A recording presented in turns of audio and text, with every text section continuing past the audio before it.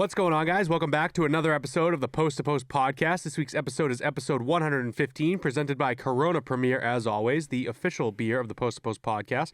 My co-host, Matt Small, with me as always. We are through the first round of the playoffs. Fuck yeah. And we're going to do a little recap. Matt, how have you been? I have been great. It is Friday, buddy. I got to work. Well, actually, no. We're recording so much later than we usually do. It's technically Saturday at this point now. Very nice. Love that. It is past midnight, so here we are. Here we are on a Saturday early morning, I guess, recording this. Gonna love this tomorrow when I'm doing yard work at 8 a.m. Love this tomorrow when I wake up and have to go to work tomorrow morning, so here we are. But we got first round playoffs finally finished. In the books. And it's just been great. I was telling you the second round, I was telling you too. I was actually telling everyone on the podcast. First round was fucking great. There was no matchup that I hated whatsoever. Like, I loved every single matchup. Every matchup was fun to watch. And then the second round too is just fucking great. It's every matchup is like, damn, like I can't wait to watch that game. Like, there's no boring matchup in this playoffs. I can't remember last time there has been a NHL playoffs where I didn't care.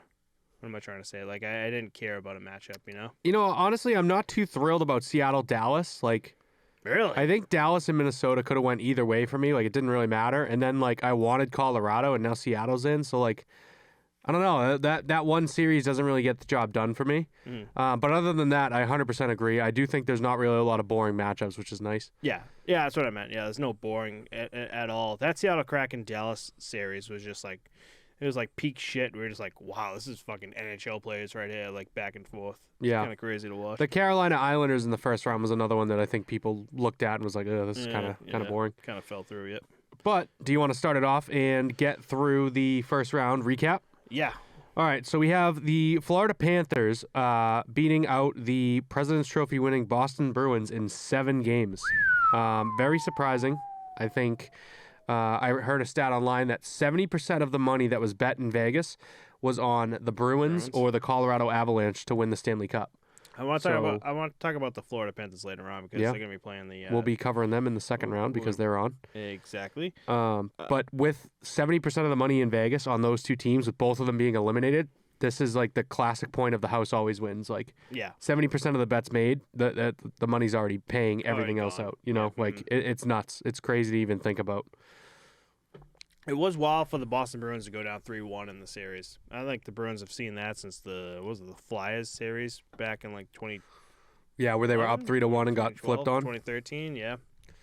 Yeah. But it was wild. That series, man. There's one thing I gotta say, and it's because we know now what these players were going through. Same thing with the Tampa Bay Lightning. Tampa Bay Lightning is out, and the Boston Bruins are out, and the health. Injury report that came out too was a lot of these players are just fucking playing hurt. Like Patrice Bergeron, who this series fucking. If you're a Boston Bruins fan anyway, like regardless, that this fucking playoff series just fucking hurt in general because Patrice Bergeron, this is probably his last season with the Boston Bruins, but he was playing with a herniated disc, and you're like, Jesus Christ. You look at these injury reports. You look at these injury reports and you realize that these guys are playing with some serious fucking injuries and they're getting through it. And they're playing against like NHL players, like top players in like the entire world, and the top hockey players in the entire world. And they're like not even just that, but also playoff hockey. And you really got to give it to them, man. The herniated disc, and you're still playing like at that top level, trying to push through like the pan shit. Man, I give it to these teams, both Tampa Bay Lightning and the Boston Bruins, to really push through and try their hardest to fucking get through. I know we've been talking shit about them for the past 2 weeks because they just looked fucking terrible defensively. They couldn't get anything done offensively. Like it was just kind of rough. But now that these injury reports come out, it kind of makes a lot more sense now what happened. But yes and no. I mean, it was really just Bergeron and Ullmark, don't you think? I mean, Colorado and Tampa make a ton of sense to me. Yeah. Like Colorado has missed, I think, the most man games in the in the regular season. I think they missed 450 games due to injury. Oh, holy shit. Collectively. And Tampa Bay too.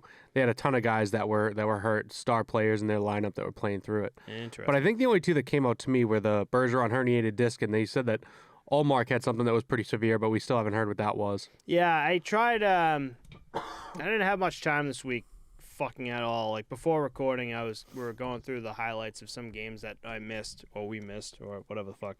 And there was a game 4, I think, of the Boston Bruins series, and I can't find it. When I have the time off, I'll finally look at it. For YouTube, I'll put it on here if the highlights even have it to begin with. But Ullmark came across to make a save on his right side, and he was slow as shit to get up. But he got up, he was fine. The rest of the highlights, the rest of the game, he never got off. He was fine, and he kept playing. And I was like, oh, he must be fine. But then when he came out, he goes, yeah, I've been playing with the injured leg. I'm like, that's the fucking play right there. And I'll try to again put the clip down there. But I don't know, like as a goalie, you're hurt. I know they talked to him after this whole series where just your fucking leg's hurt. The team's trying his best to get to the round 2. As the goalie, as Linus Ullmark, do you personally be like, I should probably sit this one out and let Jeremy Swayman take it? It's too much speculation about, 1, what the injury is, and 2, about the coach-player dynamic and Linus Ullmark's own personal opinions on the matter to even come up with an answer for that, I think, because you don't really know how it works. Obviously, we've heard about Vasilevsky and John Cooper's relationship and how things kind of work down there, but we really know nothing here, so I can't really speculate on it. But I think as a coach, the decision should have been made after Game 5, where I think Ullmark played his worst game out of the net for 3 of the 4 goals. I think Swayman should have been the starter in Game 6. Worst case scenario, in my opinion, Swayman loses that game. You go back to Ullmark, who's now on a game of rest, and you hope that he can pull off a Game 7 for you. There doesn't end up being any of these question marks. Where Swayman goes into Game 7 after Ullmark had another bad game in Game 6, losing 7-5, and now the entire season is resting on this guy's shoulder who hasn't played in, call it 6, 7, 8 games. You know what I mean? Yeah. I don't know. I think just the whole thing was done wrong. I think the lines were shuffled very poorly. I think Jim Montgomery himself has a lot of questions to answer as a coach. Oh, yeah, 1,000%.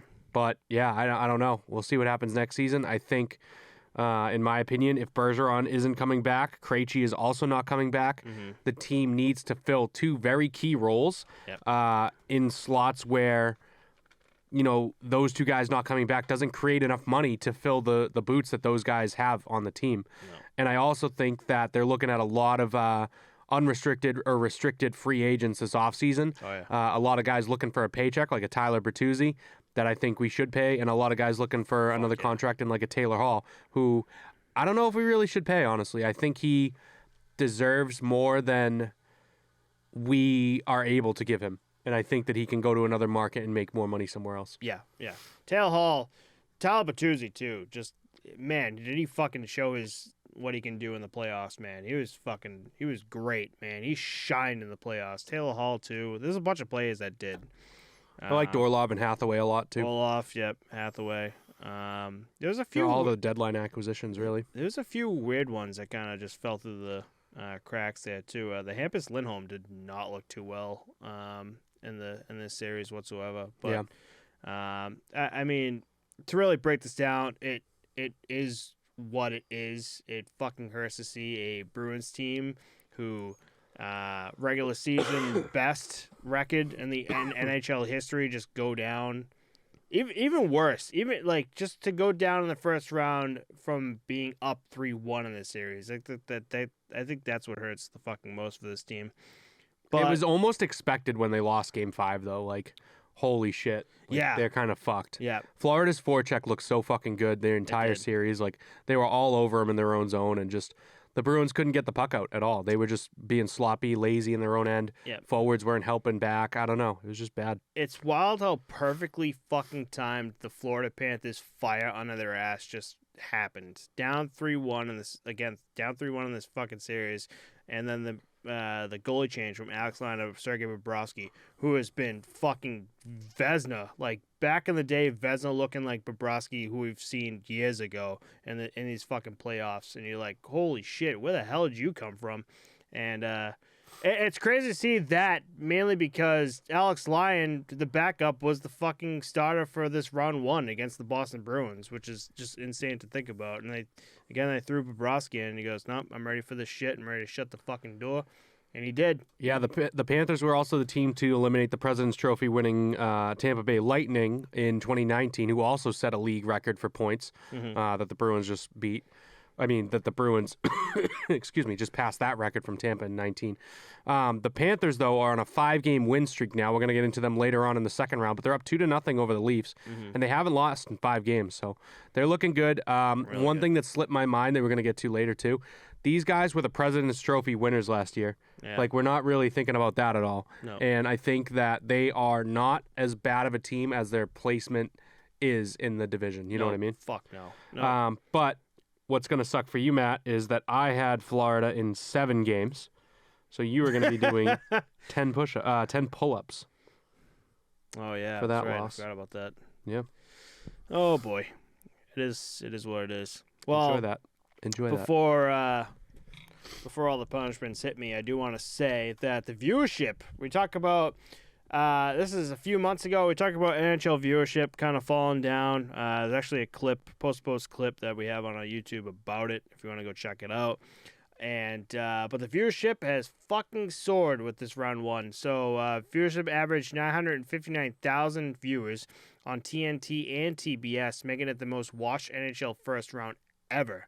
So fucking big jump for just NHL just in general. So this is really, really cool. You know what this also says to me? You know who doesn't give a fuck about the massive contract that they pay to the NHL is the fucking ESPN. Yep. How are these two guys having that high of viewership, but you don't even post fucking highlights? Like, ESPN does not give a fuck about hockey. Shit. Nope. They do not care. And it's like just embarrassing that like you would even like accept their contract for the amount of money that they paid you just to like not cover your league at all. Yep, exactly. Like, I think it's a joke. But TNT, the panel is great.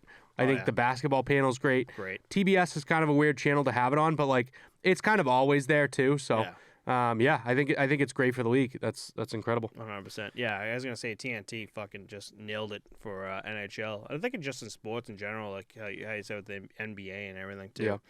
Yeah. But that was really fucking cool. As for round one here, is there anything else you kind of wanted to break down at all? Like any more? Yeah, we got to go through 4 more series because they didn't wrap up before we recorded last episode. Right. Yep. Toronto versus Tampa Bay. Toronto ends up beating the Tampa Bay Lightning in 6 games this series. Champa. That puts you in the win column there. Hey. And that makes me do 30 more push-ups. Right on that Maple Leafs, buddy. Yeah, that was. I love that series. I'm shocked that really didn't go 7, but the Toronto Maple Leafs are really fucking all over the Tampa Bay Lightning. But we talked about them a couple weeks ago, where just like maybe they're just a team where they're just burnt out. Like you said, for years now they just go deep into the playoffs, and I think this is just a year where they get to the playoffs and there's some burnout here. There's some wear and tear. There's some wear and tear, and here we are with the first round exit here for the Tampa Bay Lightning. But I don't take fucking anything away from John Cooper or just the Tampa Bay Lightning team whatsoever. I think give them this long overdue, like long vacation, like off season for them to figure things out, to heal and get better and warm up for the next season. And I don't know, you're gonna see another. You'll see him in the playoffs again next year. Can't see why the fuck not. Yeah, while we're on that little tidbit, the last Stanley Cup win per every team left in the postseason. So obviously Tampa Bay Lightning are out. The defending Stanley Cup champion Colorado Avalanche are out. So the Carolina Hurricanes are the most recent team that's left in the playoffs to have won the Cup in 2006. Before that, the Devils in 2003, the Stars in 99. And then the Oilers in 90 and the Leafs in 67. Nice. The other 3 teams, Florida, Seattle, and Vegas, have never won the Cup. So we're going to get a true, new, fresh Stanley Cup champion this postseason. Beautiful. Beautiful. That's what I love. That's what I fucking love about it. While we're on that as well, my Stanley Cup champion preseason pick, the New York Rangers, is a dead pick now. So we are looking at the Carolina Hurricanes to carry the torch from Matt to pick the Stanley Cup champion. Buddy, they shit the fucking bed. New York Rangers here. Oh, man. Yeah. It's not a good look for them. Yep, we're going to cover that series as well, which is good. Mm-hmm. All of my futures are dead except for, which one is it? So Vegas. Vegas is our last future that's alive.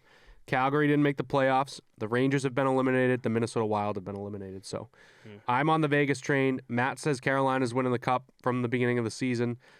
He's a big Toronto guy too. Yep.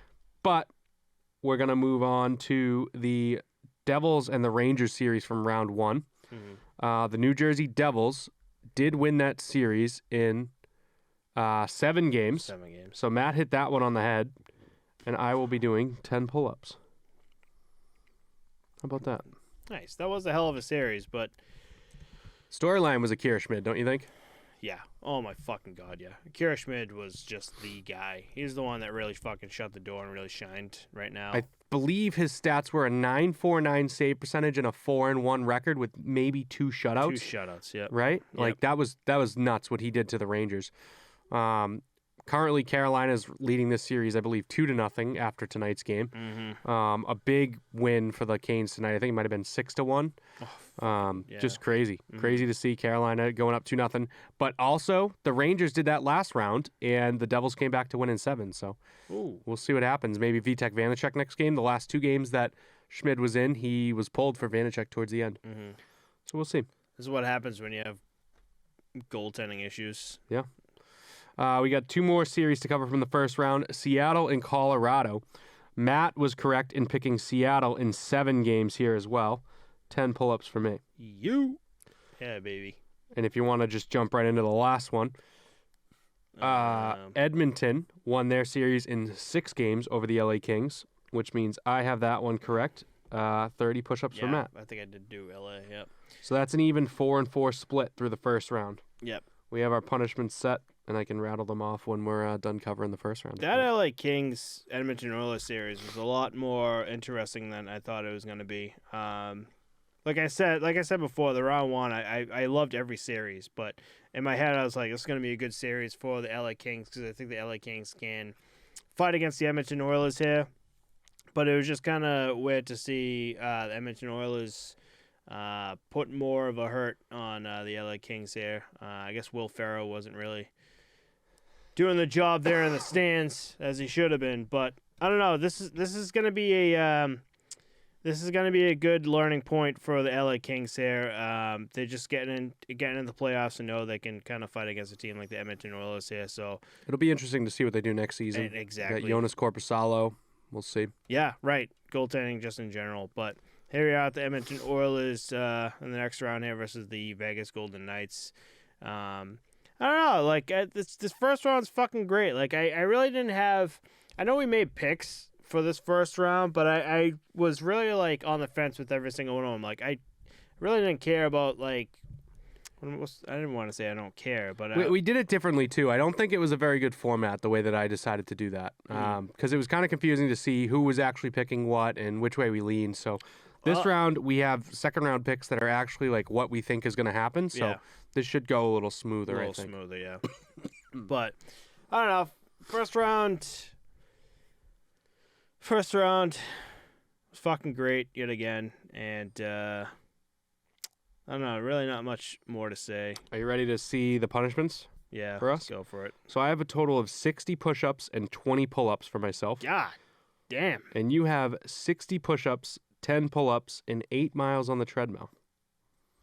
I'm going to throw up right now. Yeah. Ugh. Enjoy that. Jesus. We both avoided planks.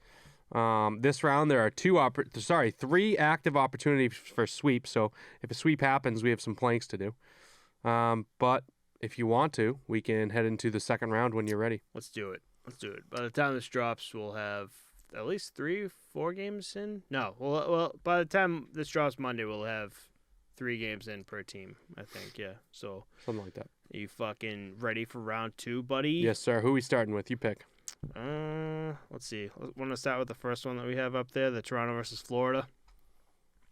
Let's do it. Okay, let's fucking do it. All right, so Florida Panthers, as we all know, as we all know, currently right now at 12:30 midnight on a Friday night, is that the Florida Panthers are riding a fucking high right now.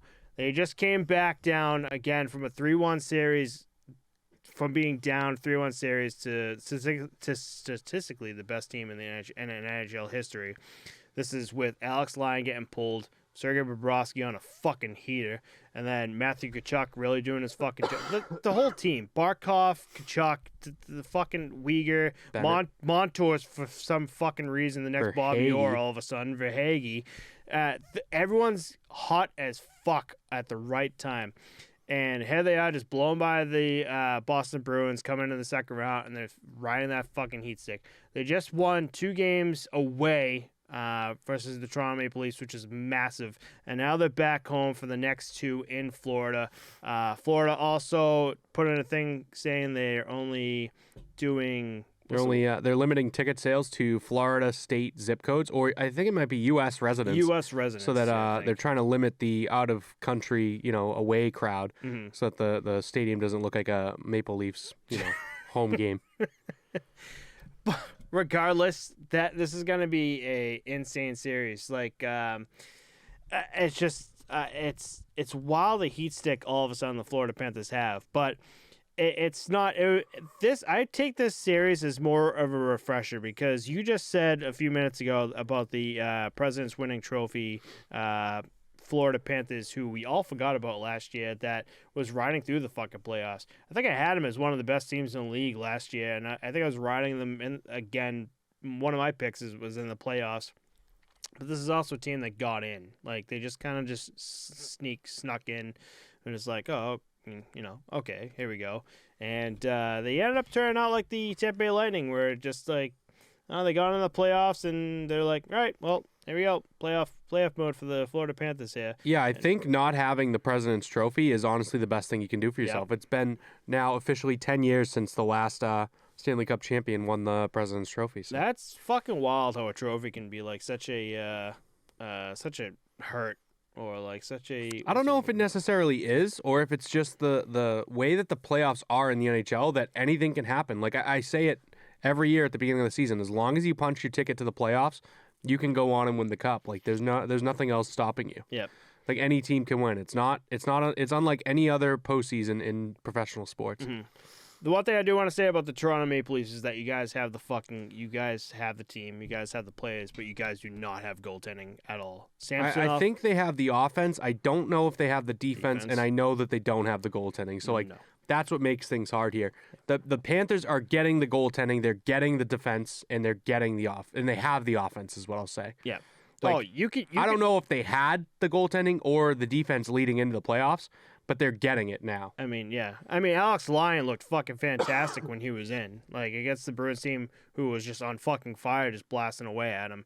And then, if Bobrovsky, for some reason, just has a bad game, I am confident as fuck Alex Lyon's going in there, just, like, getting the job done. Who's the backup now for Toronto Maple Leafs? I can't remember. Wall, right? Joseph Wall, maybe? Wall. Who the fuck, like, I mean, yeah. I mean... What if he's all of a sudden like a Wall? Like they bring him in and it's like, oh shit, should have fucking started you forever ago. I just don't think that 2 goalies are gonna win the cup, no matter what. If you end up having to utilize your backup more than the average team, then you're gonna run into like, first of all, just the issue of who do I play now, and secondly, like just the gameplay, the whole flow of the playoffs. It won't feel right. Like. No. It's just another piece to the puzzle that you shouldn't have to deal with. Right.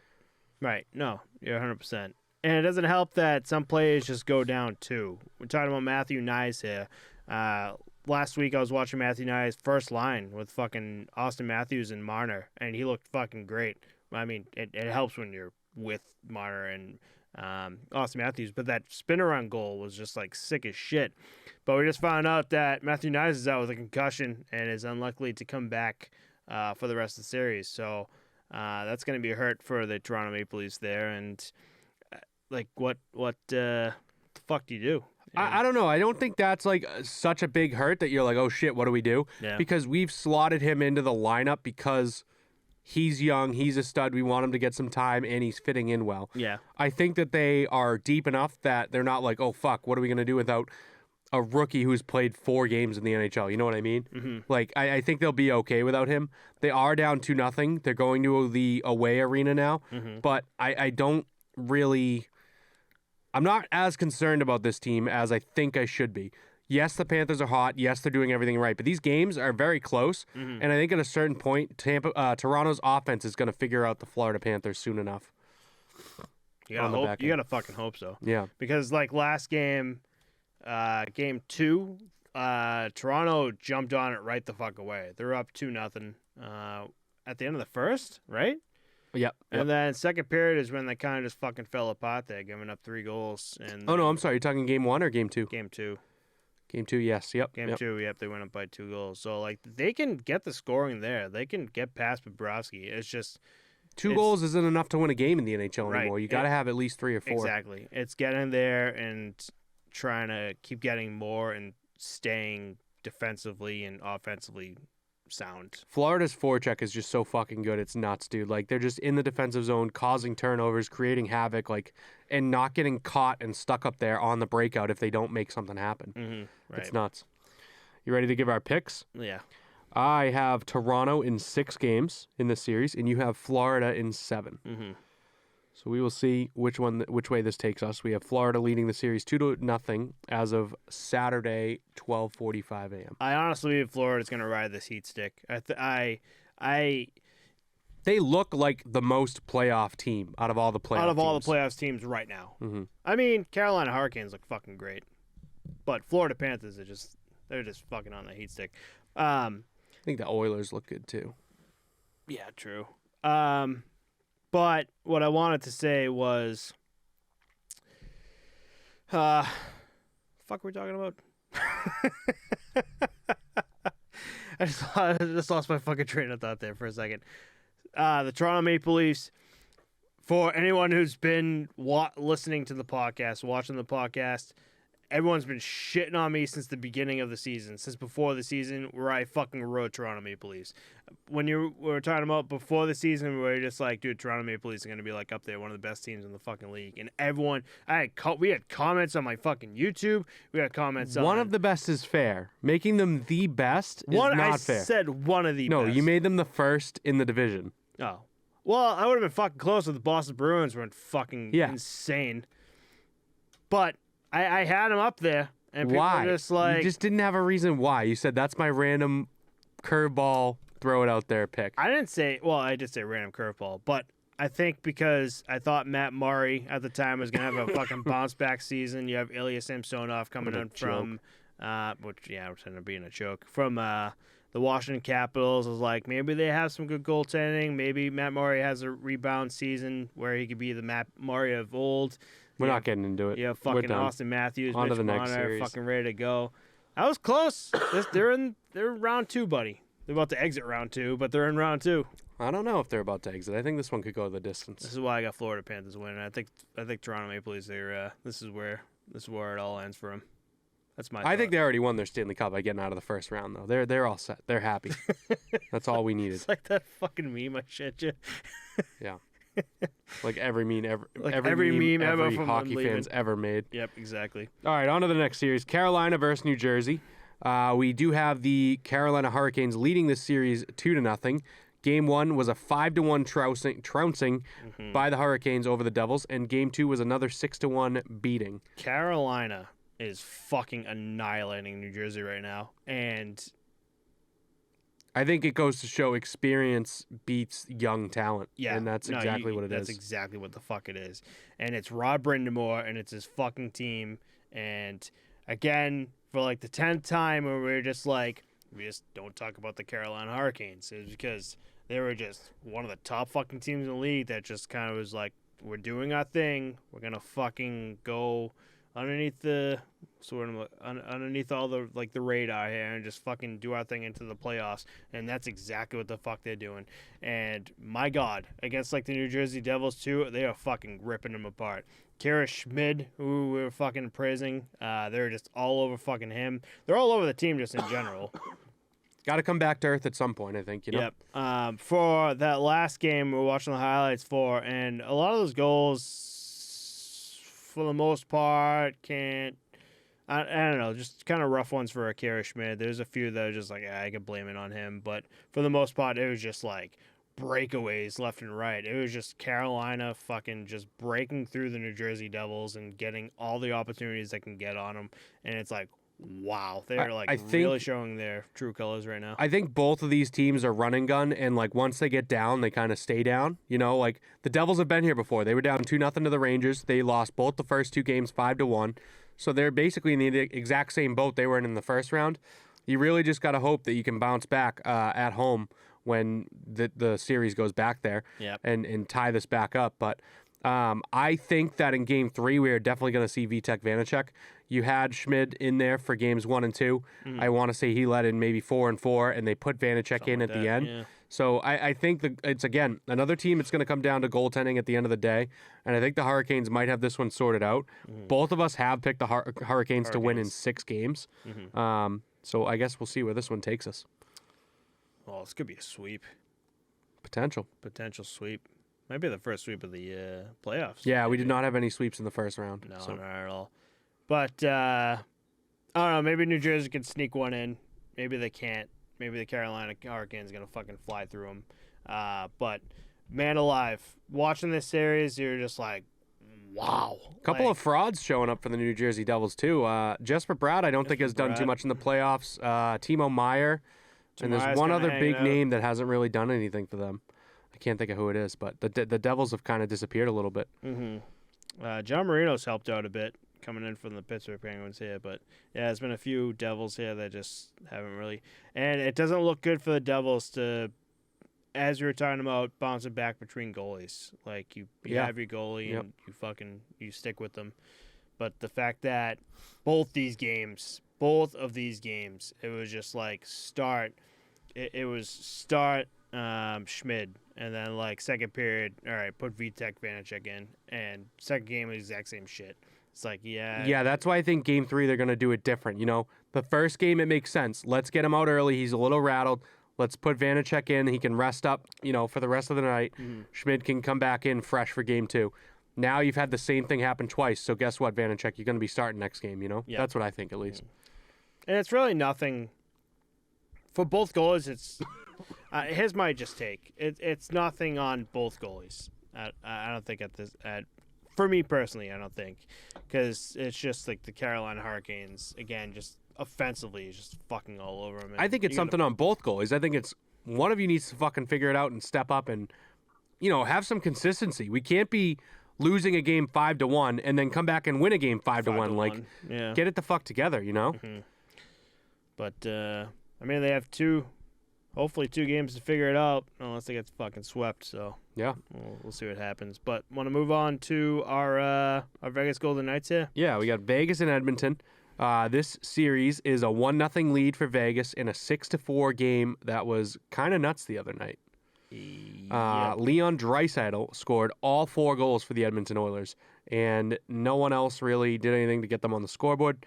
Draisaitl was asked about this after the game, and they said you like, at least looking at this in a positive light, like, it doesn't happen very often that someone scores 4 goals in a playoff game. He said, just shut it down immediately. No, we fucking lost.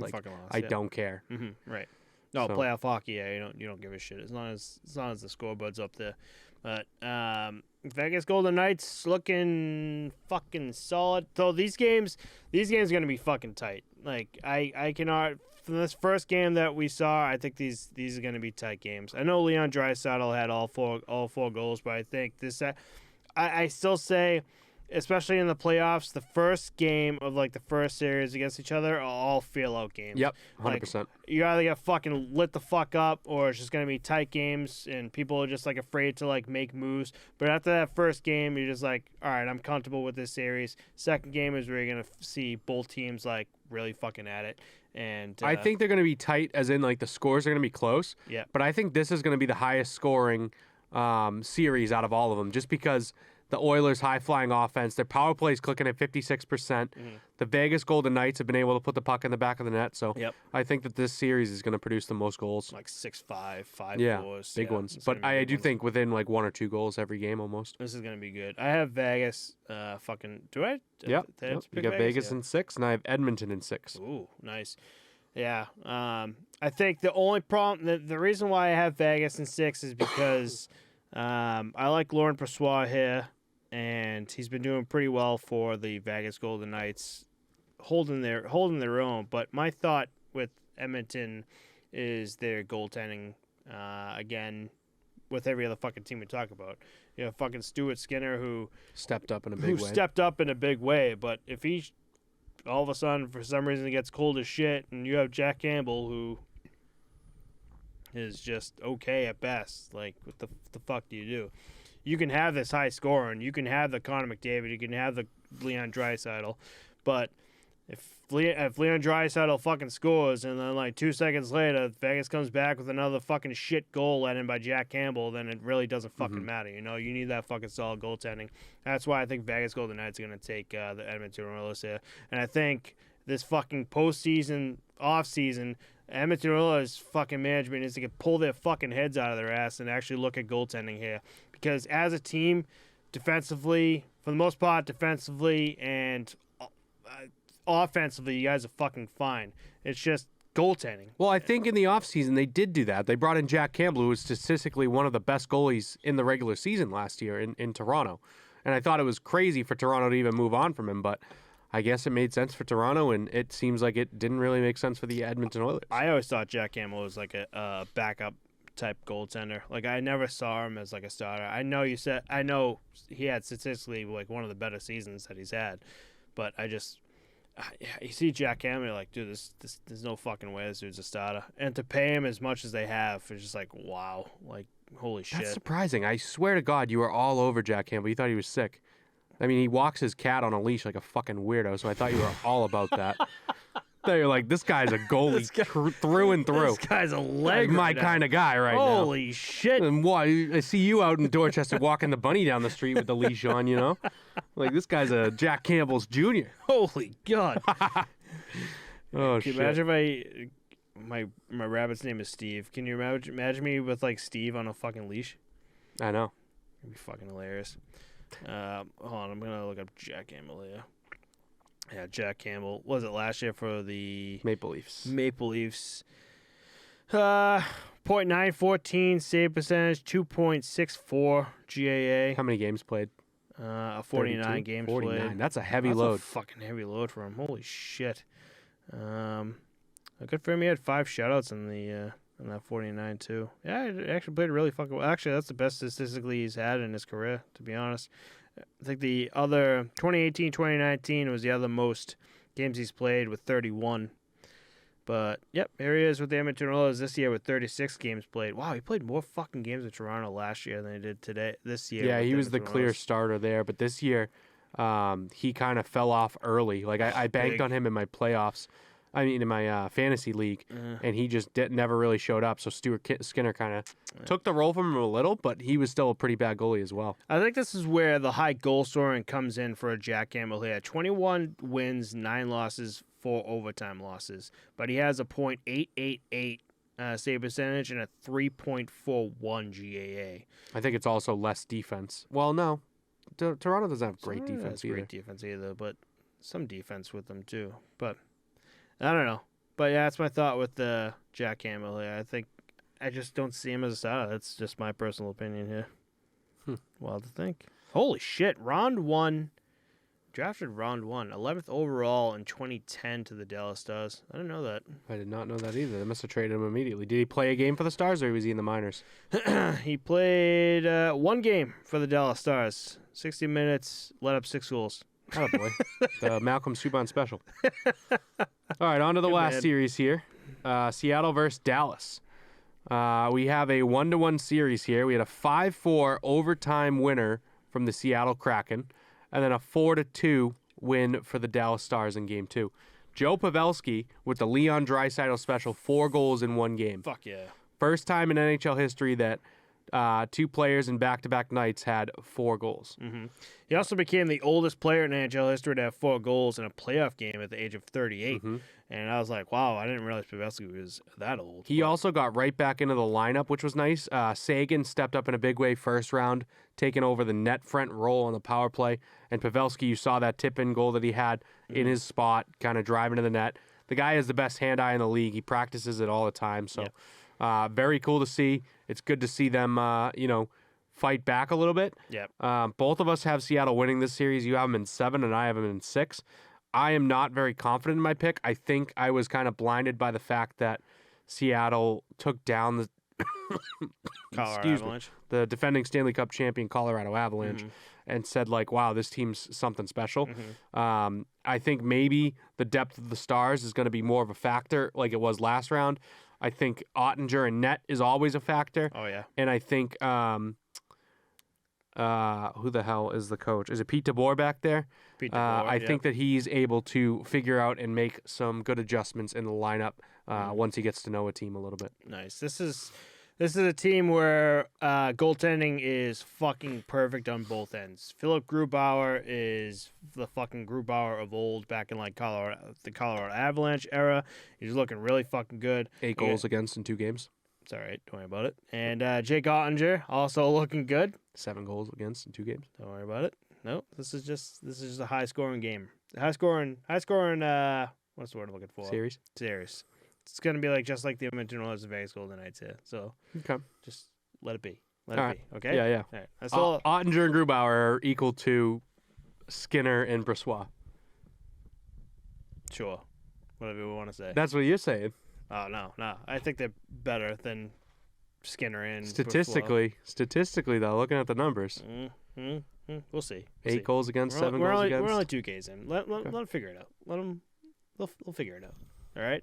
So Gru and Jake Ottinger, I was looking at both of them when we were doing the picks here for this series, and I mean I looked at them and I also thought about the team just in general, and I took the Kraken overall.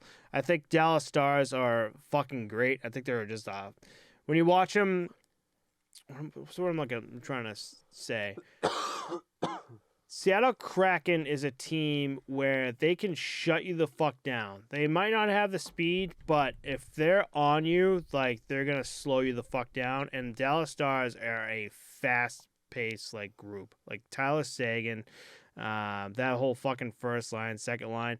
If you've seen it a few times in this series so far, where if there's a little crack in the defense of the Seattle Kraken and the Dallas Stars can break away, they're fucking flying down the other end, and that's when the Seattle Kraken have an issue. But for the most part, if Seattle Kraken can shut that fucking door down, where they can cut down their speed and cut them from getting some breakouts here, I think that's when the Seattle Kraken's really gonna fucking hold the door against the Dallas Stars here, and that's why I have the Seattle Kraken taking this series. Yeah, I mean, we'll see where this one goes. I don't know. This is the one series that I'm not confident in. I think this one can go either way. Honestly, this is probably the closest matchup out of all of them. Another one either way. Yep, exactly. I'm with you on that, but yeah, I got Seattle there. What do I have Seattle in? 7? You said 7. Yep. Yeah, that's why I thought it could go either way. That's why I was like, oh, this is gonna go 7 regardless. I think in my head. But it's going to be a fun fucking round 2. It's exactly like round 1. These rounds are fucking flying by as well. Yeah, it honestly gets a little easier to track now that there's only 2 or maybe 1 game on a day, a night. So I do like the second round a lot for that reason. Exactly. But I don't know. So it really just started for the both of us. So kind of just take the first 2 games and talk about it from there. But by next week, we'll have probably midway through all this, and we'll have an actual breakdown of what these teams look like against each other, and maybe we'll have a sweep. Maybe we won't have a sweep. Maybe our thoughts from this week are going to be completely different from next week. Could be. But ready for some news around the league? Yeah. The Calgary Flames have fired their head coach Darryl Sutter And since that has happened, multiple Flames players have rescinded their trade requests per this news. This is the old school coaching. Can't say we didn't see it coming. Yep, you're right. This is the old school coaching ways dying out in the NHL. I think that's what this screams out a lot. Is he coming back? That's a good question. He's getting paid for 2 more years. He's either gonna come back to a different team or he's gonna join fucking TBS or TNT. No, I don't think so. You think he'd really join? No. Oh, okay, good. All right. That was a joke? Good. Right over my head because I'm like, dude, no fucking way. That guy hates the media. I was gonna his least favorite thing to do. I was going to be realistic and say he's going to go back to the farm, but I'm like, it'd be funny if I just... He's definitely going to go back to the farm, dude. Right back to the He's fucking farm. getting paid for the next 2 years anyways. He's going to go make fucking millions to sit on the farm, dude. Shit. Yeah, he's going right back to the farm and just hanging out. But yeah, I can't see Daryl Sutter getting... That's nuts. I wonder who they'll bring in for next season. It'll be interesting to see. I think the Flames, the Jets, and the Canucks are going to be very fun teams to watch and see what they end up doing this next season. Mm-hmm. They're going to be pivotal years for these organizations. Is pivotal a word? I think it's a word. Yeah, pivotal's a word. All right, yep. cool. No, you're right. I wanted to say pivotable, and I'm like, that's not a word. I think it is a word, but it's not what I'm looking for. It's like that commercial, Liberty Bibbity. Liberty Bibbity. Bibbity Bibbity. But... Did we talk about the fucking Flames at all? I don't know if we did. But the Flames have been great the past 2 seasons. It was just so bad weird. This season. It was just so weird to see them kind of just shit the bed this season and not get into the playoffs. It's like, what happened? They were fringe. Like, they were on the edge. They almost got in, but yeah. I think the world's better off with them out based on like the teams that got in. You know? Yeah, right.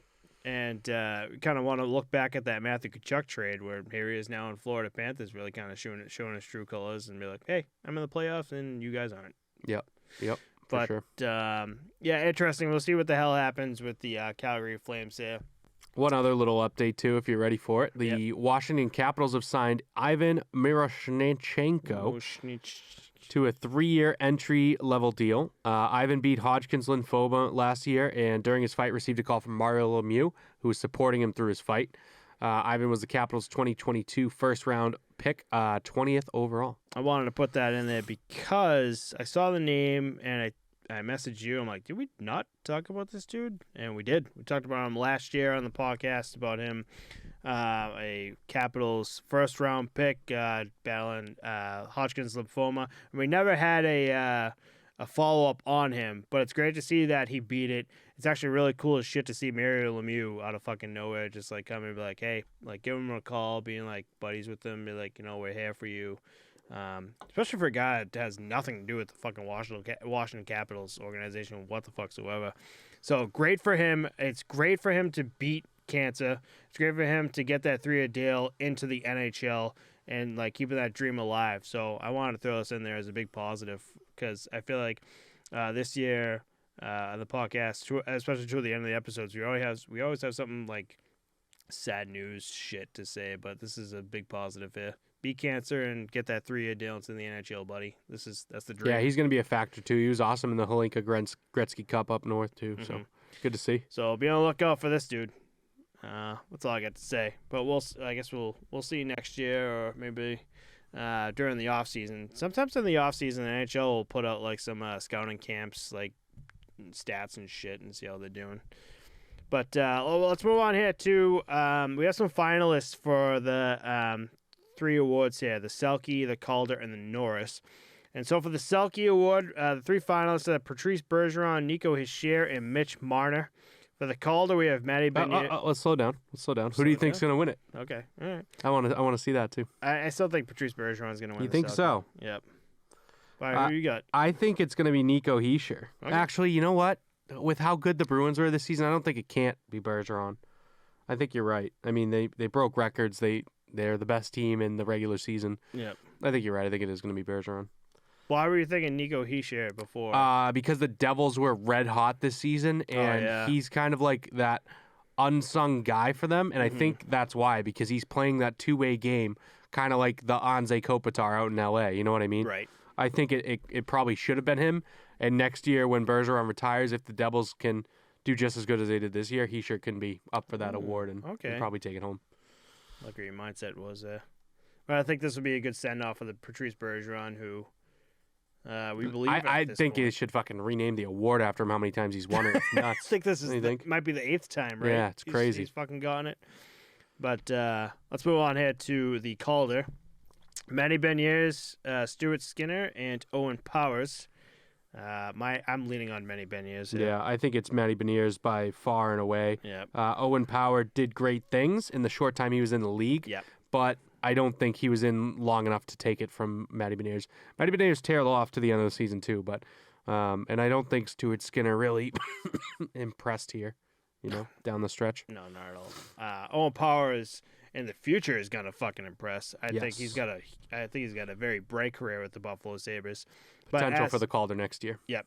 But as for this year, I think Matty Beniers with the Seattle Kraken is the fucking go-to guy here.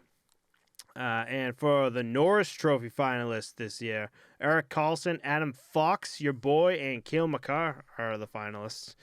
And you gotta fucking lean Erik Karlsson, who has had a 1 career year and 2 defenseman NHL career year, would you say? Yeah, he set a ton of records this season, especially for points. This is definitely one of those cases where I think the Norris needs to be split up into an offensive defenseman and a defensive defenseman category, because you do have the Rocket Richard and then you have the Selke. So it's like the offensive forward and the defensive forward. I think it makes sense to have that on the back end too. But I think it's Karlsson's by far and away. Just an incredible season for what he's done. Makar has missed a lot of time this year. Yes, he's probably still arguably the best defenseman in the NHL. And Fox is probably number 2. But just to see what Karlsson did on a team that really wasn't expecting that from him this season. Yeah, exactly. Yep. And for the money he was getting, again, the money he was getting paid. But yeah, Erik Karlsson was just on a fucking heat stick all goddamn season. It was just wild. So we're in agreement on all 3 awards. And I think that there's not going to be too much, controversy about it. I think those 3 guys are going to win the 3 awards and take them home. I feel like all the listeners are just like, that makes it's kind of lay up for those ones. Yep. Whoop, there you go. Put it in the fucking hoop, and there you go. That was good. I like that. We do have some competition for the Ottawa Senators. Snoop Dogg has joined a buying group trying to compete with Ryan Reynolds to become the face of that organization. Snoop wants to buy the team and be a part owner because he wants to see he wants kids that are growing up to see that people that look like him can get in the game and play hockey. And I think that's a awesome, great, valiant cause. And I think I'm all for it. I think Snoop Dogg should have a good chance to be the owner. I don't really lean one way or the other. I think either one of these guys would be great faces for the organization. 1000%. Snoop's been a big face for the NHL since, I want to say, 2018. Oh, yeah. He started doing game broadcasts in LA. He did on the NHL video games. You could get him as an announcer. He's just all about the NHL, which is cool. Yep. And I think it's cool for the league to get a black celebrity outside of the NHL to endorse it this way and try and promote the game and grow it. Right. He said a lot about building hockey in the community in Ottawa as well, which I thought was, obviously awesome, very charitable, and definitely the way that you should go about growing the game. Obviously, you start with the youth and the future. And he's done twice, I think, that I know of, maybe 3 times, where they let him broadcast or commentate for a whole period. Color commentary, color commentary on a LA Kings game. And I gotta tell you, go on YouTube, look it up. Snoop's electric. It's the fucking best ever. Just like, he's the man. He loves. I didn't realize he's a huge Jonathan Quick fan. I guess anytime Jonathan Quick was making a save, he was just all over. He goes, "Yeah, buddy, fucking get that save," Yep. So he was fucking great. So at first, when you see Snoop Dogg going for a hockey team, your first thought is like, "Oh, that's weird." But then when you actually put your mind to it, you're like, oh, this makes fucking sense. Holy shit. So you either get the meme Ryan Reynolds or you get Snoop Doggy Dogg here. But no wrong answers. No wrong answers. But these 2 are the best picks here that I think fans and I think everyone just wants for the Ottawa Senators here. I think even the Ottawa Senators fans are just I'm okay with either one of these. Pretty cool. Pretty cool to see. I would like to see both of them just collab, instead of just instead of like Ryan Reynolds going for it and Snoop Dogg going for it, like it'd be cool for them to just like get together and be like, let's go for it together. The only thing I think is they're with different like Companies, money backers. Yeah. So I think if like Snoop loses, he's gonna lean more heavily into the LA Kings organization. But if Ryan Reynolds loses, I think he'll almost like fade into the sunset and not really be as involved, in the NHL. Mm-hmm. And so we're gonna end this episode off. I don't think I have anything else to say. We're gonna end this episode off on a positive note, actually a fucking cool note. So I've actually been watching Double IHF has been on YouTube lately, putting up like live videos of games for Group B matchups for the World Championship. I think I was watching like Japan versus Ukraine at one point. That was fucking interesting. Like you just see like random Italy versus Czech.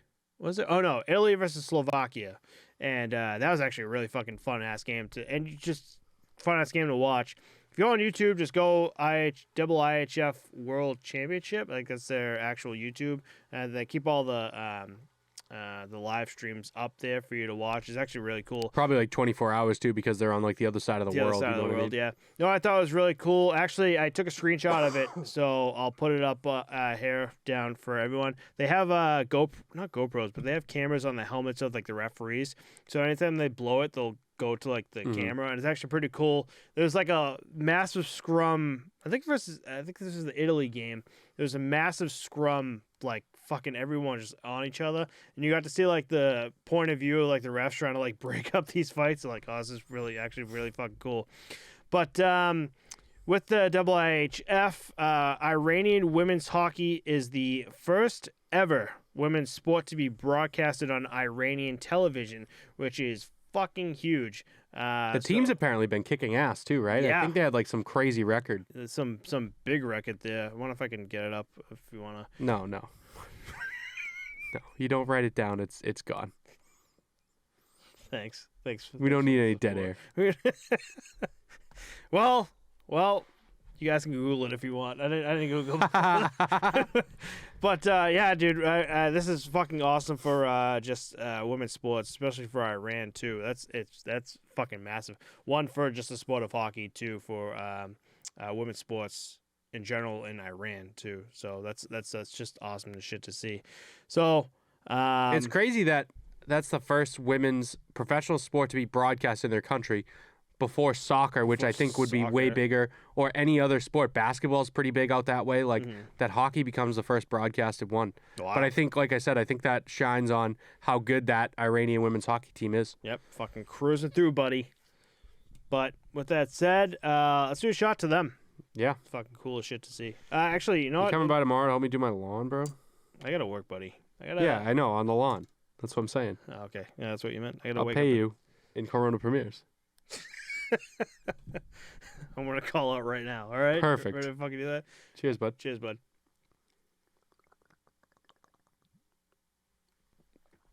Oh. Right before I hit this, I thought about what I've been drinking.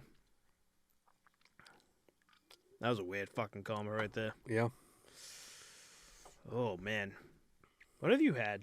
You had the Corona premieres. That's it. Just Corona premieres.